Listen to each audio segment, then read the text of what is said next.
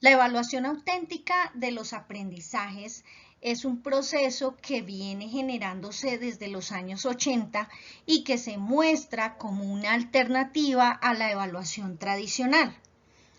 La evaluación normalmente busca determinar, obtener, procesar información en torno a los aprendizajes de los estudiantes y con base en ello tomar decisiones. En esta medida, la evaluación auténtica de los aprendizajes se opone a múltiples tradiciones de evaluación que se aplican en las escuelas desde hace muchos siglos. En principio, la evaluación auténtica de los aprendizajes propone indagar qué sabe el estudiante, qué es capaz de hacer con aquello que sabe, qué estrategias y procedimientos usa el estudiante en los procesos evaluativos para llevarlos a cabo con toda la pertinencia, efectividad y calidad del caso, cómo logra el estudiante concretar esas formas de actuación y guardarlas en su estructura cognitiva de modo que pueda utilizarlo en nuevas situaciones.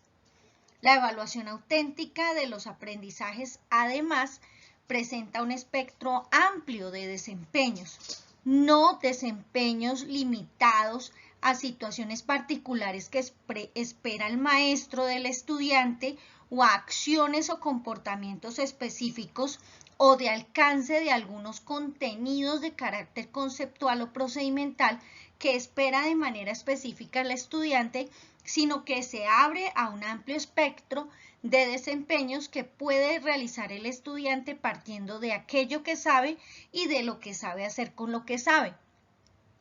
La evaluación auténtica de los aprendizajes parte además de situaciones de la vida real.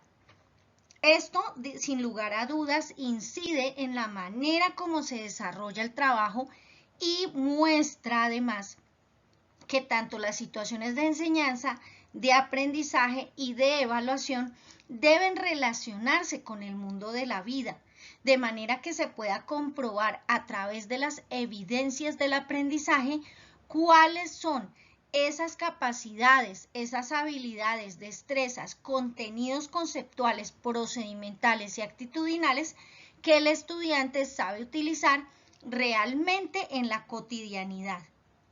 Esto conlleva a que las situaciones de la evaluación auténtica de los aprendizajes partan de problemas realmente significativos, problemas que resulten en retos cognitivos y complejos y que lleven a los estudiantes realmente a analizar las situaciones a fondo y a proponer soluciones efectivas a dichas problemáticas.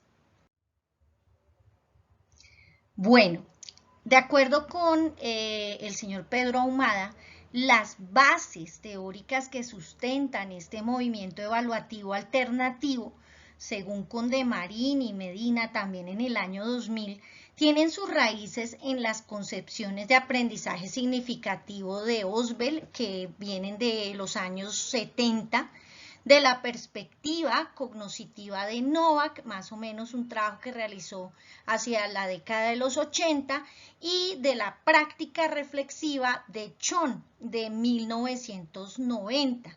En este sentido, entonces, podemos empezar a revisar que en cuanto al aprendizaje significativo, la evaluación auténtica de los aprendizajes partiría de la estructura cognitiva del estudiante, la cual se forma en el momento en que nuestro estudiante está consolidando esa conexión entre los saberes previos que conforman la estructura cognitiva y los saberes nuevos. Esa estructura cognitiva se va enriqueciendo poco a poco cuando el estudiante está generando construcciones significativas del conocimiento.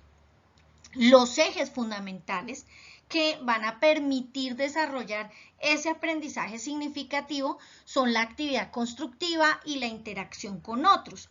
Estos elementos también deberían ser parte de la evaluación auténtica de los aprendizajes, permitir al estudiante generar actividad constructiva y mediante esa actividad constructiva generar una evaluación auténtica de los aprendizajes que él está generando mientras lo está desarrollando, así como la interacción con otras personas. En este sentido, también nos brinda Ausubel el aporte de que el estudiante es activo. Por tanto, en la evaluación auténtica de los aprendizajes debemos partir de desempeños de evaluación que lleven al estudiante a generar unas acciones, que sea él el protagonista, que el estudiante sea activo y que demuestre con evidencia, sean de conocimiento, acción, conducta o producto, cuáles son sus aprendizajes. De otro lado, también es importante detenernos en esa relación entre el nuevo contenido y los esquemas del conocimiento. Entonces, de acuerdo con Ausubel, se va generando una conexión entre lo que el estudiante sabe y lo que podría llegar a saber, tomando como base tal vez esa propuesta de zona de desarrollo próximo de Vygotsky, que nos va indicando que se genera un andamiaje y esas estructuras cognitivas se van enriqueciendo a partir de esa conexión de los nuevos saberes y los saberes previos. Definitivamente el aprendizaje significativo no se puede generar si no hay una implicación afectiva del estudiante. Por ende, la evaluación auténtica también debería estar enmarcada en esa implicación afectiva del estudiante. En cuanto a la propuesta de Novak de la perspectiva cognoscitiva, podríamos valernos de varios fundamentos de la misma. Por ejemplo, el aprendizaje para él es un proceso activo, igual que en la propuesta anterior. Hay una mirada hacia los resultados del aprendizaje, pero no solamente hacia lo que se obtiene, sino a lo que en el proceso se va desarrollando. En este sentido, habría que mirar cómo el estudiante desarrolla el proceso y por eso es importante evaluar constantemente, estar acompañando al estudiante formativamente para ver cómo está construyendo el conocimiento y cómo está generando ese proceso para poder llegar finalmente a los resultados de aprendizaje.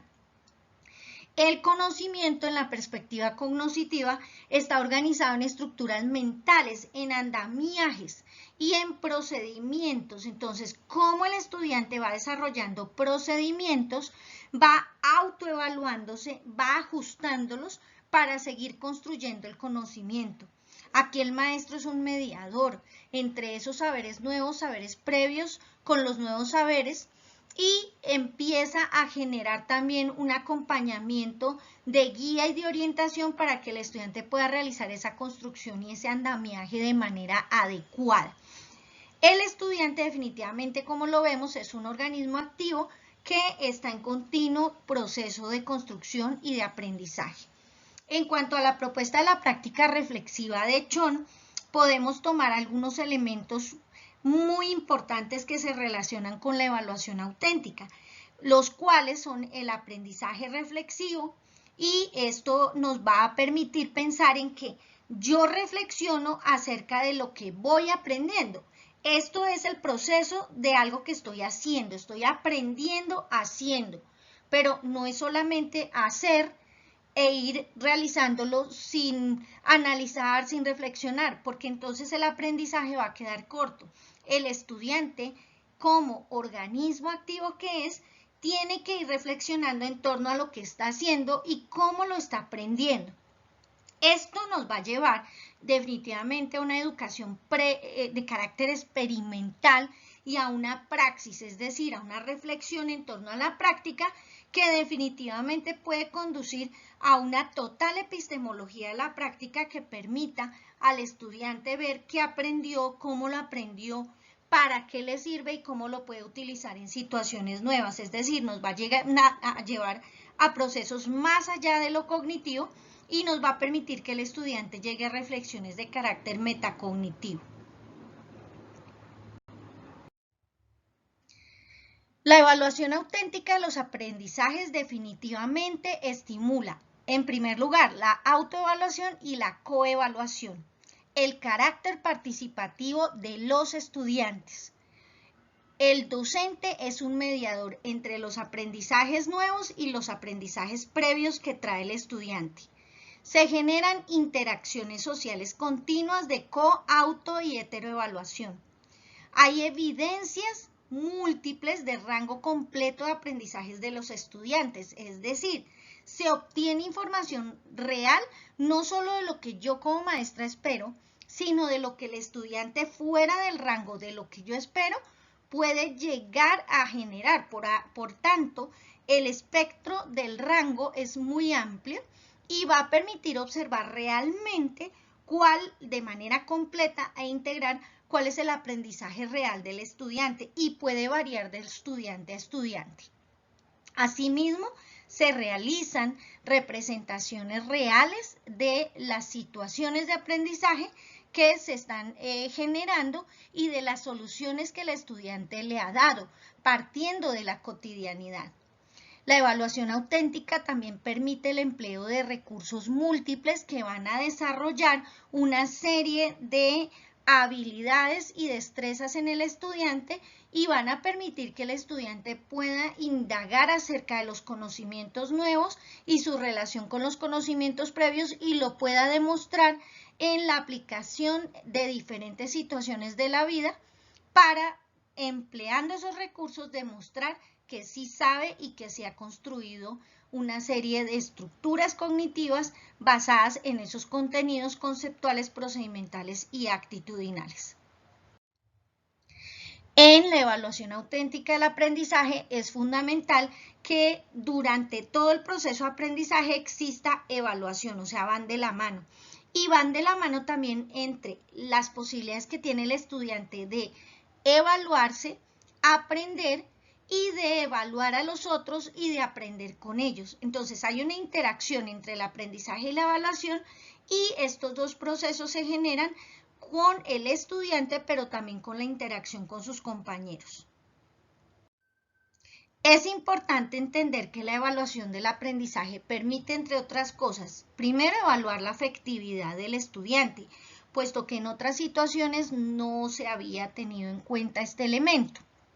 Se evaluaban contenidos de carácter conceptual y procedimental, pero no aquello actitudinal que realmente generaría un aprendizaje significativo, porque para que éste se dé se necesita de la implicación afectiva del estudiante. La evaluación auténtica de los aprendizajes permite el uso de instrumentos educativos variados. También permite que utilicemos situaciones de evaluación diferentes, variadas, una amplia tipología de situaciones de evaluación basadas en la vida real. Permite que haya una integridad del proceso, una potenciación de la práctica, es decir, que se permita que el estudiante actúe de múltiples maneras para desarrollar cualquier tipo de situaciones, problema que se le presenten. Permite una potenciación de esquemas y estructuras cognitivas de los estudiantes, o sea, se puede generar casi que una representación mucha más amplia de esos esquemas y estructuras cognitivas que tienen los estudiantes basándose en los múltiples aprendizajes significativos que van generando. Y la evaluación auténtica permite controlar no solo los resultados de aprendizaje, sino también la realización del aprendizaje en el estudiante, es decir, el proceso y el resultado.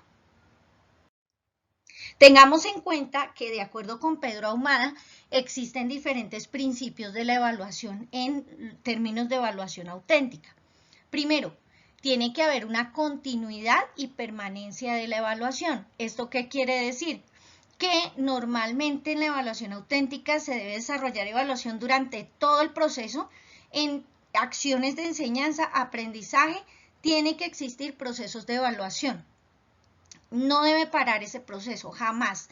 Debe realizarse evaluación para ver qué traen los estudiantes a nivel de saberes previos, evaluación formativa de acompañamiento, de retroalimentación durante el aprendizaje y evaluación de salida para ver qué aprendizaje realmente ha construido el estudiante, los cuales se van observando durante el proceso a través de diferentes evidencias. Evidencias de conocimiento, de acción, de producto o de conducta. Otro principio es el carácter retroalimentador del proceso evaluativo, que va muy de la mano con la evaluación formativa, y es que el maestro tiene que estar acompañando todo el tiempo al estudiante, retroalimentando el proceso y generando unas pautas para que el estudiante se vaya guiando.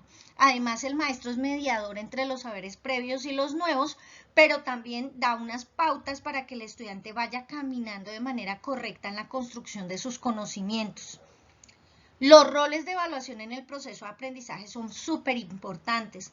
La evaluación diagnóstica, la evaluación formativa y la evaluación sumativa juegan un papel primordial porque permiten que el maestro pueda estar informando al estudiante acerca de su proceso y el estudiante pueda autoevaluarse continuamente.